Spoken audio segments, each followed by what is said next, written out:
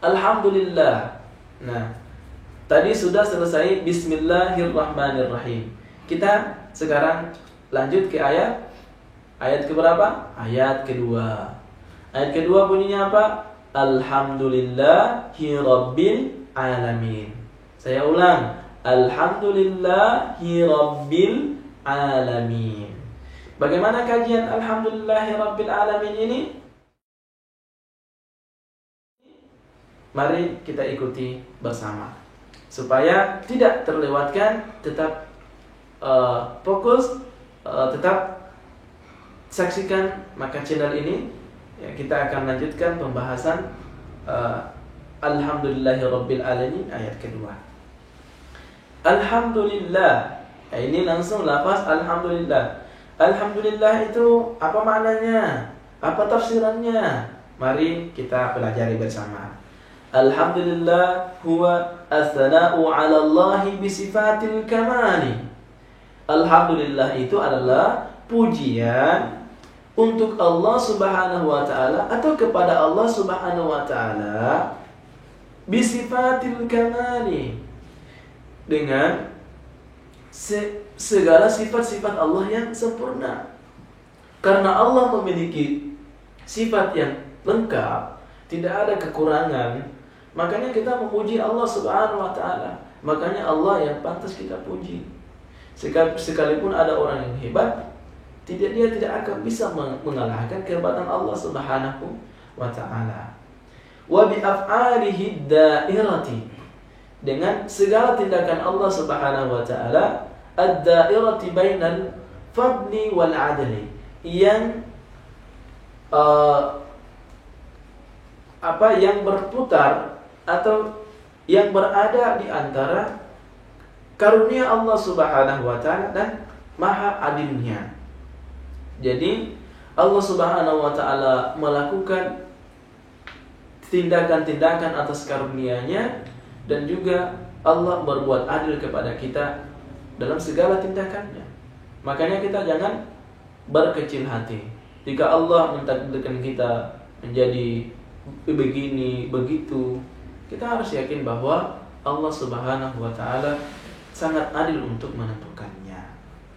Kemudian falahul hamdul kamilu, Allah Subhanahu wa taala lengkap pujiannya kepada Allah Subhanahu wa taala, itu tidak ada kurangnya.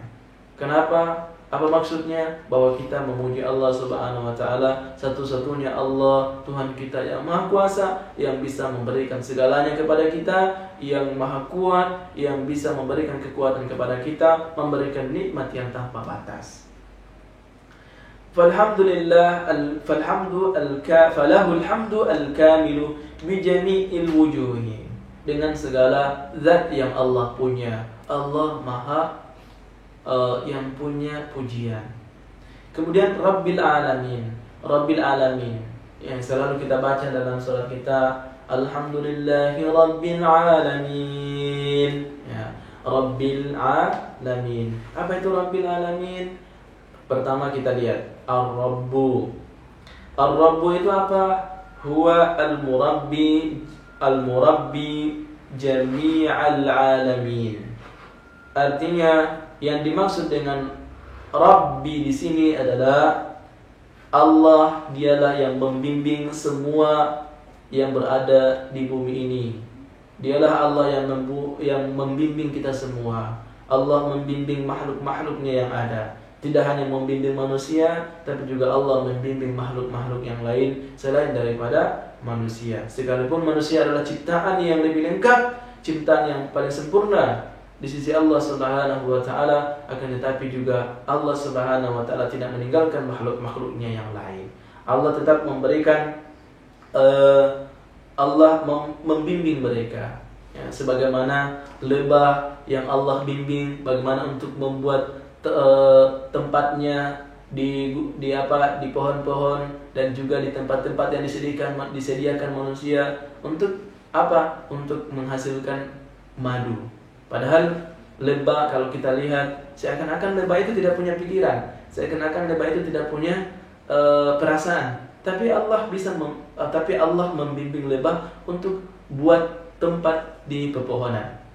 Padahal tidak ada yang mengajarkan dia di mana itu pohon berada, tapi dia sendiri datang dengan bimbingan Allah Subhanahu wa taala. Ini salah satu contoh kecil. Kemudian wahum man siwallahi bi khalqihi lahum.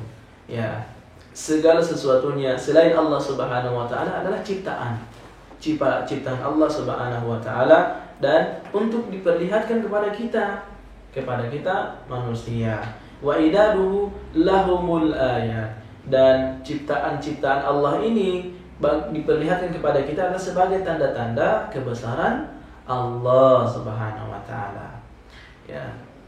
Kemudian wa in'amuhu alaihim, ya, kata Allah Subhanahu wa taala, tafsir dari Rabbil Alamin ini, wa in'amuhu alaihim, Allah memberikan nikmat kepada mereka dengan ni'matil azimah, dengan nikmat yang begitu agung, yang begitu besar. Ya, kalau dia menggunakan kata al-azimah, artinya nikmat yang Allah berikan ini tidak ada batasnya. Makanya kita patut bersyukur atas apa yang Allah berikan kepada kita. Salah satu ayat yang Allah jelaskan dalam Al-Quran, wa id ta'adzana rabbukum, tatkala Allah Subhanahu wa taala memberikan pesan kepada kalian, la in syakartum la azidannakum wa la in kafartum inna azabi lasyadid. Kalau kalian bersyukur, kata Allah, aku akan tambahkan nikmatku, kata Allah. Wa la in kafartum, akan tetapi jika kalian kufur atas nikmatku, inna azabi lasyadid, sesungguhnya azabku sangat pedih, kata Allah Subhanahu wa taala. Makanya nikmat sekecil apapun itu, kita harus meyakini bahwa itu pemberian dari Allah Subhanahu wa taala. Nikmat ini allati law faqaduha lam yumkin lahumul baqa'. Apabila orang tidak mendapatkan nikmat Allah Subhanahu wa taala, mereka tidak akan mendapatkan kebahagiaan hidup. Mereka tidak akan mendapatkan kebahagiaan hidup. Antum kalau tidak dapat rahmat dari Allah Subhanahu wa taala, sehebat apapun antum, pasti antum tidak akan mendapatkan kebahagiaan hidup. Ya, baiklah, sahabat channel, sahabat Maka channel, intinya kita mari berusaha untuk merubah diri kita untuk lebih baik, berusaha untuk meyakini bahwa Allah Subhanahu wa taala yang Maha Rahman dan Maha Rahim, yang punya kasih sayang yang Maha Luas. Alhamdulillah, kita telah membahas dari ayat pertama sampai ayat kedua. Bismillahirrahmanirrahim. Alhamdulillahirabbil alamin. Sampai ayat ketiga, Rabbil alamin. Nah, masih ada lagi ayat selanjutnya. Ayat keberapa? Ayat keempat. Bunyinya apa? Maliki yaumiddin. Ya, Maliki yaumiddin. Apa tafsirannya? Kita tunggu pekan selanjutnya. Ya, atau kita tunggu pada pembahasan selanjutnya. Insyaallah, jika Anda setia dengan video channel ini, maka Anda tidak akan ketinggalan dengan tafsir yang kita akan bahas, tafsir surah Al-Fatihah. Ingat, masih ada beberapa ayat dari surah Al-Fatihah yang harus kita pelajari bersama. Jangan pernah ketinggalan. Kalau ketinggalan, kita akan tidak akan tahu lagi bagaimana dengan surah Al-Fatihah. Ya. Terima kasih. Wassalamualaikum warahmatullahi wabarakatuh. Mantap.